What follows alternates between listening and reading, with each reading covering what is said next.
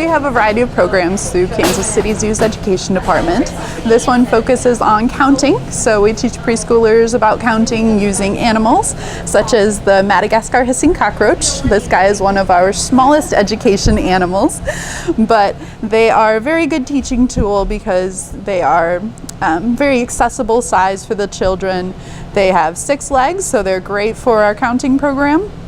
And we focus on trying to engage the child with the live animal so that the concept settles in a little deeper for them. If we're counting legs on an animal that they can see and touch, it makes a big difference as far as their retention and their level of understanding, because we can relate to the fact that this animal has 6 legs, whereas we have only 2. And that definitely puts it at a point where a preschooler or kindergartner can relate to and understand.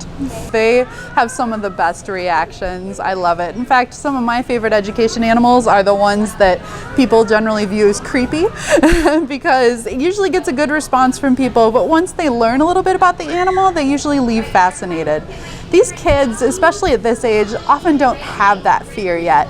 They just find the animal to be fascinating. And so you can really get up close and personal with them. You don't have to work past those fears that are already ingrained.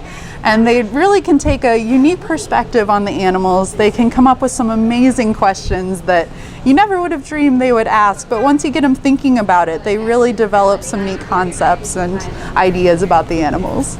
We work with anywhere from preschoolers up to senior citizens, and we find that a lot of times people just really enjoy meeting the animals, learning about them. A lot of them they've never seen before. They come from different parts of the world, but just being up close to something that, for example, comes from Madagascar, where you might not ever visit, is really impactful, and it helps them make a connection and understand why they should care about these animals and their conservation.